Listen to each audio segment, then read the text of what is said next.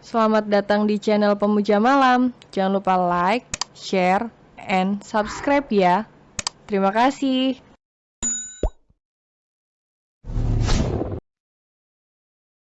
Chapter 30 belum pernah berada dalam situasi ini. Dasar, pintar sekali dia kesempatan melakukan ini di hadapan adiknya.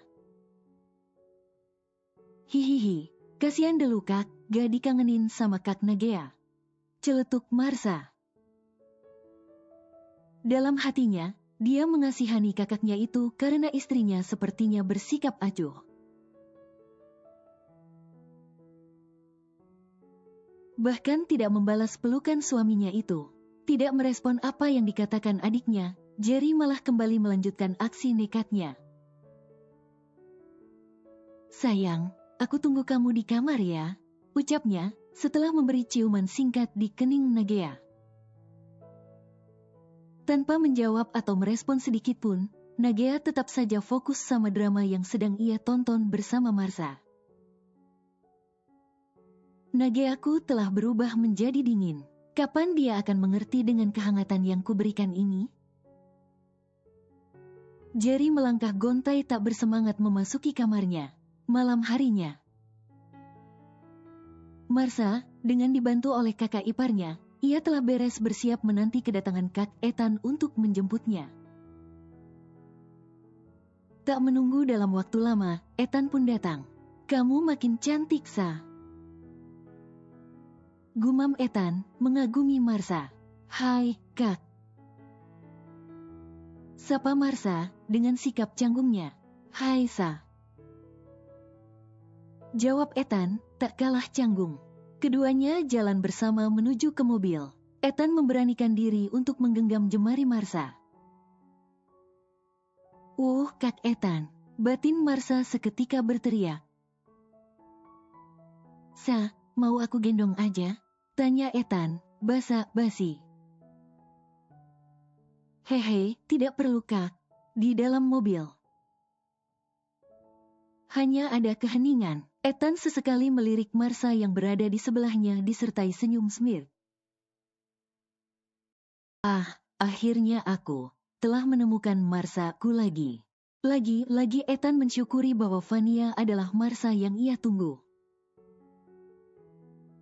Tiba di kediaman Yaret, Ethan kembali mengambil satu tangan Marsa untuk ia genggam.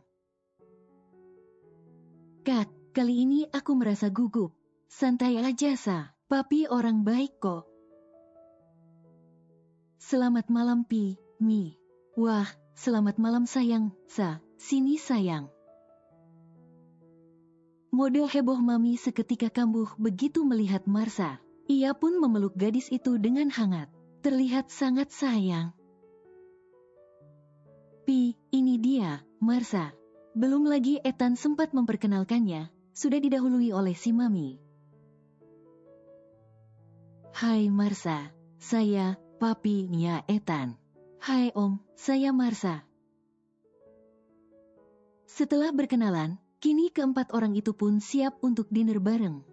Ethan dan Marsa duduk bersebelahan dan Mami Papi bersebelahan di hadapan keduanya. Dengan sigap Marsa menyiapkan makanan pada piring makan yang ada di hadapan Ethan. Sa, Ethan yang tidak terbiasa menerima layanan saat makan, merasa aneh. Kamu sukanya ini kan? Ternyata Marsa masih mengingat dengan baik makanan kesukaan pria itu.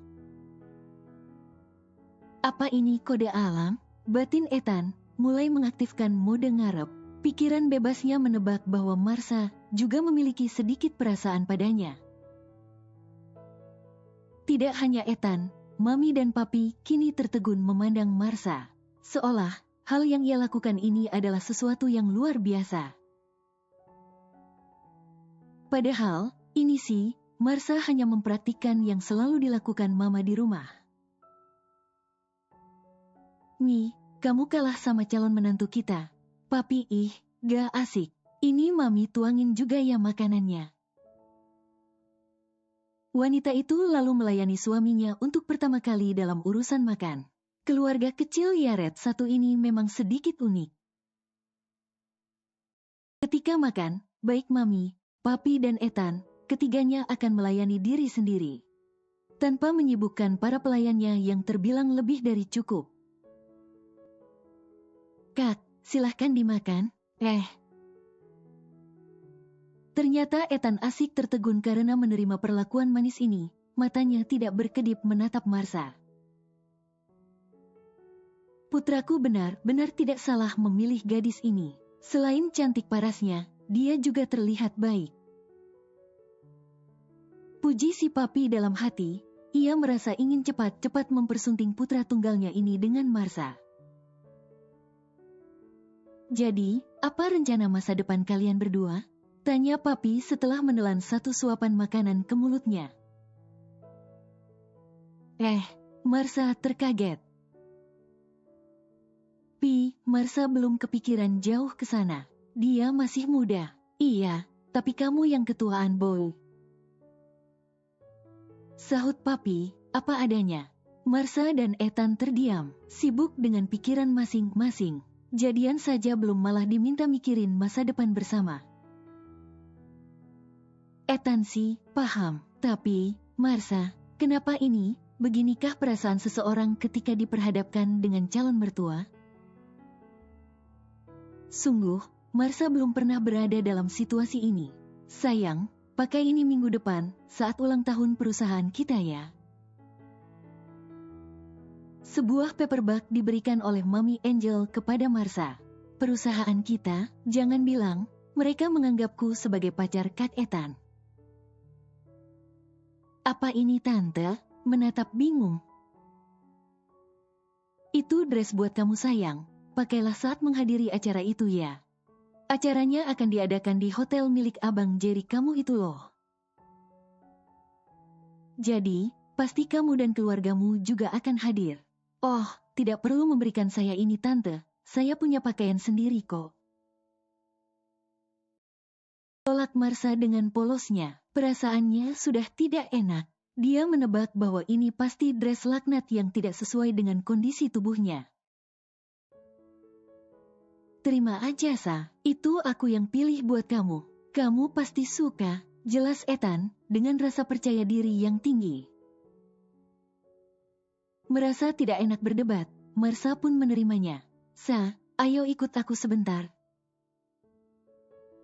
Ajak Ethan, lalu meraih tangan Marsha membawanya pergi dari hadapan Mami. Mami tersenyum senang melihat kepergian mereka. Duh, anakku sangat manis.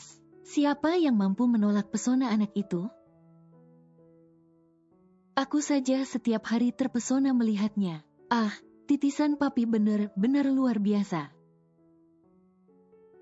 Gumamnya, Mi, kau tadi memanggilku? Si Papi tiba-tiba muncul setelah habis berteleponan dengan rekan bisnisnya. Perasaanmu saja itu Pi, untuk apa aku memanggilmu? Oh, aku salah dengar. Kupikir tadi mendengarmu memujiku. Kak, kita mau masuk kamar, mau apa? Marsha terlihat masih dalam mode bingungnya. Ayo masuk, aku tidak akan memakanmu di dalam. Saat ini, Ethan dan Marsha berada di dalam kamar milik Ethan. Katanya sih, Ethan akan mengatakan sesuatu. Sa, aku suka sama kamu. Aku jatuh cinta sama kamu sejak dulu. Ungkapnya tanpa basa-basi. Ethan dapat melihat dengan jelas aura penolakan dari wajah Marsha. Akhirnya dia mengatakannya. Kak, aku. Jangan dijawab sekarang Sa. Aku bisa tunggu sampai kapanpun kamu siap menjawab iya. Begini Kak. Jangan buru-buru Sa. Kamu pikirkan baik-baik. Ayo, aku antar kamu pulang. Ethan kembali meraih tangan Marsha. Ia tidak penasaran akan jawaban gadis itu. Baginya, lebih baik nanti saja, daripada menjawab sekarang, tapi ditolak. Ethan tidak siap dengan penolakan Marsha. Di kediaman Barata, setelah selesai berbincang dengan Mami lewat telepon, Nagea membaringkan tubuhnya di atas kasur. Mumpung Jerry sedang tidak di kamar, gadis itu cepat-cepat menutup matanya ingin segera mengarungi mimpi. Agar tidak terlibat situasi canggung dengan suaminya itu, Jerry yang baru saja masuk ke kamar, melihat istrinya itu telah tertidur dengan sangat nyenyak. Lama, ia menatap wanita itu hingga akhirnya memutuskan ikut menyusul istrinya itu masuk ke alam mimpi. Agar tidak membangunkan Nagea, Jerry berusaha tidak menimbulkan gerakan yang berlebihan. Bantal guling yang sengaja Nagea buat sebagai pembatas segera disingkirkan oleh pria itu. Beginilah seharusnya suami istri jika tidur bersama. Pria itu memeluk tubuh Nagea dan tak lupa memberi kecupan kilat di kepala wanita itu. Lalu menyusul Nagea ke alam mimpi. Sementara Ferdo, pria itu pun sedang berada di kamarnya. Sedari tadi bolak-balik menghubungi kontak Melina akan tetapi gadis itu tidak sekalipun menjawabnya. Kemana situ anak? Masa tega gitu mengabaikan panggilan dari aku? Sekali lagi, Ferdo coba memanggil. Derererte, halo. Sapa seseorang dari seberang sana. Ya, siapa ini? Ferdo bertanya karena bukan Melina yang menjawab teleponnya. Cari Melina ya anak Ferdo, ini dengan ibunya Melina. Dek, ibunya tahu nama aku? Batin Ferdo sejenak dan detik berikutnya auto menyadari bahwa tentulah ibunya membaca nama kontak Ferdo yang tertera sebagai pemanggil. Oh iya bu, Melina ada bu? Melina sedang istirahat nak Ferdo, dari tadi gak mau bangun. Mungkin dia capek abis nempuh perjalanan udara dan perjalanan darat beberapa jam untuk tiba di rumah. Lega, itulah yang Ferdo rasakan. Ternyata Melina sedang tiduran di rumah bapak ibunya. Dan bukan lagi berkeliaran keliling kampung seperti yang ia duga. Ngomong-ngomong, nak Ferdo ini siapanya anak saya, teman kuliah, tetangga di sana atau? Saya kakaknya Marsa bu. Marsa, siapa itu? Maaf bu, Vania maksud saya. Vania, oh, Melina belum cerita tentang Vania nak. Iya bu, jadi, Vania itu namanya Marsa, selama 13 tahun ini menghilang dan sekarang dia sudah kembali ke keluarga. Oh, syukurlah nak, ibu senang dengarnya nak. Titip salam sama nak Vania ya, pasti dia semakin cantik ya. Ibu senang dia berteman baik dengan Melina selama di kampung ini. Ya, yang ibunya Melina ketahui akhir-akhir ini adalah bahwa Vania pergi diam-diam melarikan diri dari kampung, meninggalkan pria itu. Iya bu, nanti saya sampaikan. Benar, adikku tumbuh jadi gadis cantik bu. Anak ibu juga cantik. Batinnya pula, oh ya anak Ferdo, kenapa cari anak ibu? Ada apa ya?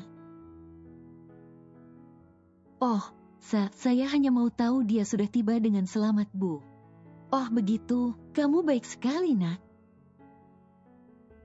Ya iyalah bu, namanya juga modus. Ah, biasa aja bu, hehe. Kalau begitu, saya tutup dulu ya bu, lain kali kita ngobrol lagi. Ibunya Melina pun mengiyakan, di rumah Melina. Di kampung, keluarga Melina terbilang cukup berada untuk ukuran rakyat biasa.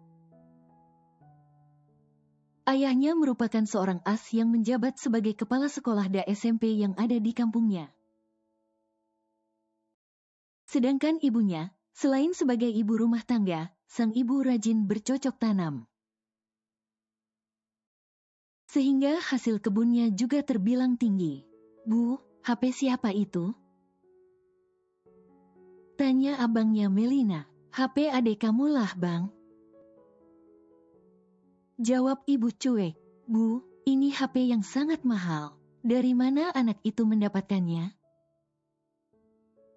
Si abang meraih ponsel itu dari tangan ibunya.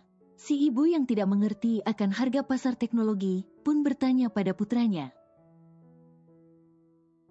Kalau harga pasaran cabai dan kawan-kawannya sih, ibu pasti tahulah. Memangnya semahal apa HP itu bang? Kamu tidak harus seheboh itu kali bang. Bu, HP ini harganya puluhan juta bu. Bisa sebanding sama harga sekapling lahan. Apa? Jangan ngaco kamu bang. Keesokan harinya, Melina terbangun dalam keadaan tubuh yang terasa sangat fresh setelah tidur nyenyak semalaman. Selamat pagi, ucapnya pada anggota keluarga lengkap yang sepertinya memang sedang menunggunya bangun. Ada bapak, ibu, si abang dan istrinya. Ferdo memanggil, HP aku, kok ada di luar? Melina dengan santainya ingin meraih ponsel tersebut yang berada di atas meja, persis di hadapan si abang. Oh, bang, kok tanganku dipukul? Jawab, aktifkan loudspeakernya. Titah si abang, bang. Melina sedikit berteriak, saat ingin mendapat pembelaan dari ibu dan bapak.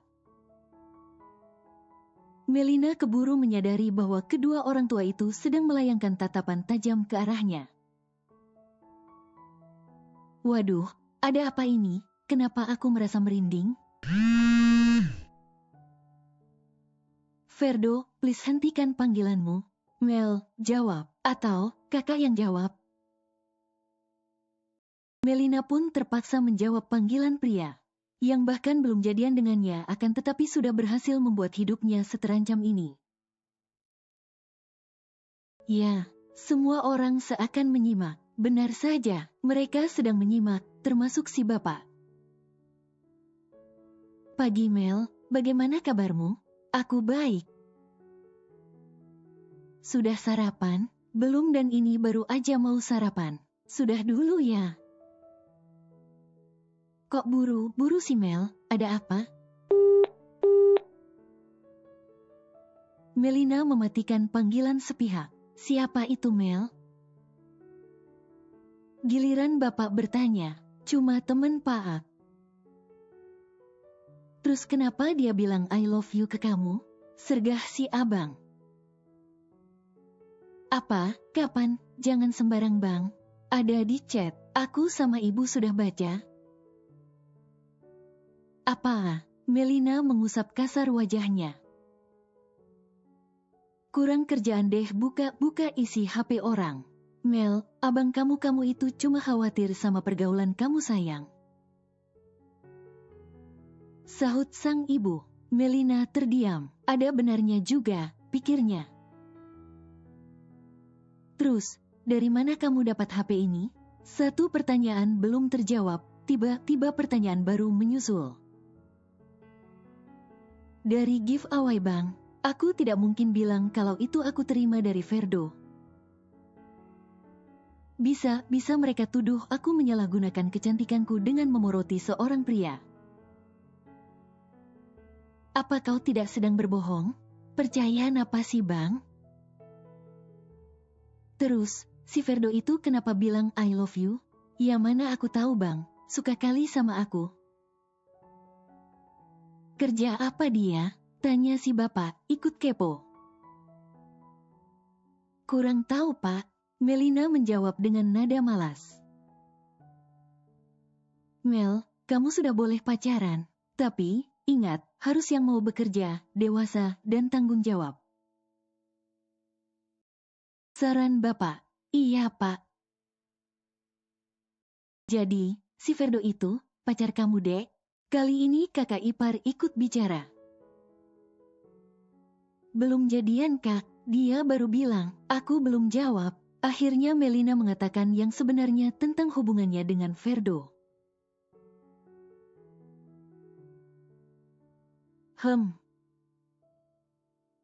Nagea menggeliat dari tidur nyamannya.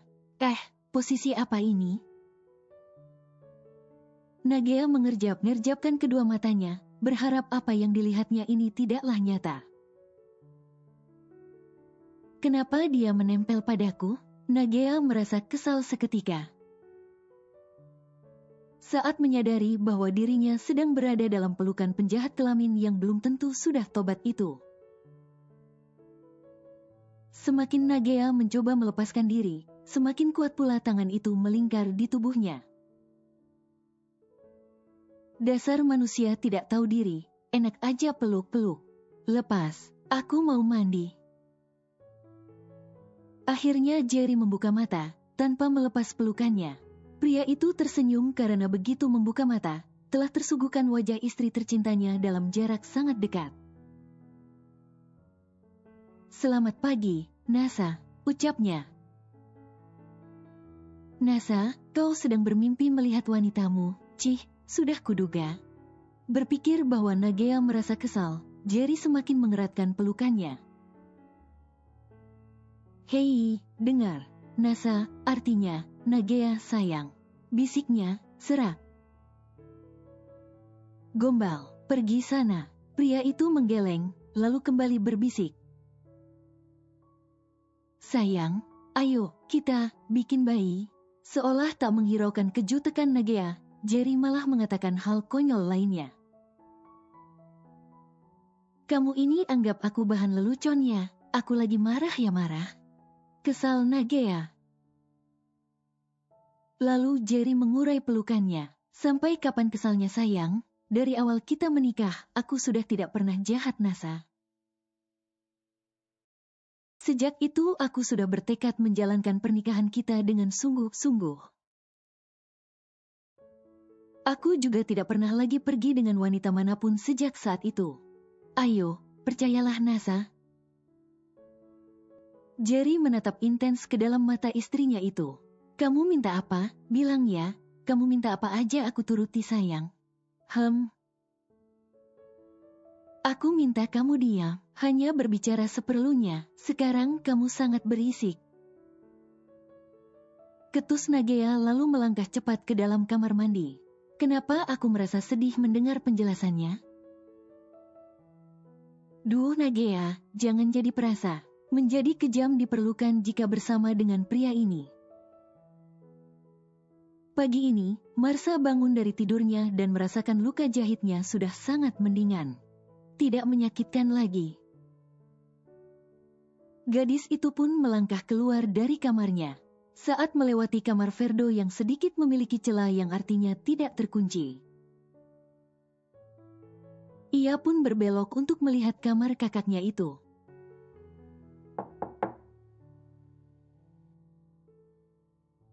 Marsha tetap mengetuk walaupun sudah dilihatnya keberadaan abangnya. Sa, tumben ke kamar kakak? Hehehe, Kak, Marsha mau ke bawah. Gendung. Marsha berjalan ke arah Ferdo layaknya seorang balita yang meminta digendong. Ia merentangkan kedua tangannya. Sa, kirain apaan? Gendong, kamu pikir badanmu itu ringan kah? Pria itu kini mengenakan kemeja kerjanya, dan Marsha berinisiatif mengancing lengan kemeja itu. Yang biasanya dilakukan oleh pelayan pribadinya apabila Ferdo merasa kesusahan melakukannya. Anggap aja latihan gendong istri Kak, Melina itu berat loh. Cih, kok jadi bahas Melina sih? Ferdo tersenyum, dalam sekejap pikirannya traveling sampai ke tempat Melina berada. Abisnya, kakak suka Melina kan? Bisa aja kamu. Kakak sudah bilang ke Melina kalau suka. Lagi-lagi Marsha ngepoin perasaan abangnya. Ferdo mengambil jas dan tas kerjanya sebelum akhirnya mengajak adiknya itu untuk turun sarapan. Tanpa menjawab kekepoan Marsha, Kak Ethan, bilang jatuh cinta ke aku. Marsha mengadu ke abang keduanya itu, sembari mereka berjalan menuruni tangga bersama. Tak lupa, Marsha sedang bergelayut manja di lengan kakaknya. Apa, pria sok ngartis itu sudah nyatain perasaannya ke adik aku? Jadi, kamu jawab apa ke dia? Belum Kak, minggu depan aja, di acara ulang tahun perusahaan dia. Pintar, ini baru dia adikku. Tidak perlu buru-buru jawabnya. Kecupan kilat mendarat di kepala Marsa dari Kak Ferdo. Ternyata, sudah ada si bungsu dan Kak Nagea duduk manis menunggu di ruang makan. Melihat kehadiran abang dan kakak perempuannya, Abner mulai memicingkan mata. Terlihat jelas di wajah abek itu bahwa ia akan mengatakan sesuatu untuk mengacaukan suasana hati orang lain. Selamat pagi, sapa seseorang. Sontak seluruh keluarga Barata itu menoleh ke arahnya. Kak Ethan. Kenapa dia di sini sepagi ini? Aku bahkan belum mandi. Dan, sini, sarapan yuk. Ajak Nagea pada temannya itu. Baiklah, aku juga belum sarapan. Ethan menempatkan bokongnya pada kursi di sebelah Marsa. Gadis itu sedang tertunduk malu. Kak, kau pagi-pagi kesini tanpa diundang, kakakku bahkan belum mandi. Celetuk si bungsu. Diamlah kau bocah, makan yang banyak tanpa banyak bicara. Sergah Ethan. Ethan kemudian melirik Marsa yang sepertinya kehilangan selera makannya. Hei, kenapa? Makanlah, jangan hiraukan aku. Menyentuh singkat kepala Marsa. Apa koki di tempatmu pergi berlibur sehingga tidak ada yang membuatkanmu sarapan? Pertanyaan menjengkelkan datang dari mulut Ferdo. Adik sama abang sama aja ya, seharusnya kau bersyukur karena artis keren seperti aku mau numpang makan di rumahmu. Sahut Ethan. Sudah, kalian ini kayak anak kecil deh. Malu sama nih bocah. Timpal Nagea, good morning. Jerry menghampiri meja makan dan duduk di sebelah istrinya. Kecupan selamat pagi mendarat sempurna di pipi kanan Nagea. I love you, Nagea sayang. Dasar tidak kenal malu. Umpat Nagea dalam hati. Keadaan menjadi hening. Semua orang menahan senyum setelah menyaksikan sikap Kak Jerry. Nagea, kasih tahu suamimu, lain kali jangan asal kiss. Malu sama bocah, sahut Ferdo, dengan maksud membalas ucapan Nagea yang mengatai dirinya seperti anak kecil. Makanya, menikahlah, punya istri tuh enak, sahut Jerry, sembari memikirkan hubungan rumitnya dengan sang istri. Nagea hanya diam. Sepertinya, pangeran ke-1-nya mamaku sudah banyak berubah. Dulu, dia selalu bersikap tenang, dingin dan cuek. Sekarang, kakak terlihat hangat. Mungkin dia berubah karena Kak Nagea. Marsa tersenyum dalam hati. Aku kerja dulu ya. Pamit Ethan, setelah membicarakan beberapa hal dengan Marsa. Marsa pun mengantar Ethan sampai di depan pintu. Hati-hati ya kak, dadah. Ethan berjalan memasuki mobilnya dengan perasaan yang sangat bahagia. Waktu tak terasa sudah menjelang sore. Marsa mencari-cari keberadaan kakak iparnya di rumah megah itu. Kenapa aku tidak menelponnya? Mengambil ponsel dan menghubungi Nagea. Marsa bergegas menuju dapur di mana Kak Nagea sedang berkutat dengan peralatan masak. Pantas aku mencium aroma masakan enak, ternyata kakak ipar sedang bikin kue. Kenapa cari kakak Sa? Tanya Nagea dengan ekspresi datar. Pengen curhat aja kak. Apa itu? Kak Ethan, apa menurut kakak? Dia suka sungguhan sama aku? Kakak sudah berteman dengan dia sejak dulu. Kakak sangat tahu, dia itu serius sama kamu. Kak, tapi, bagaimana dengan bekas luka? Aku malu kak. Dia pasti akan terima kamu apa adanya. Aku akan terus terang tentang keadaan ini dalam waktu dekat kak. Benarkah? Bagus, itu keputusan yang tepat. Selamat sore sayang. bersambung.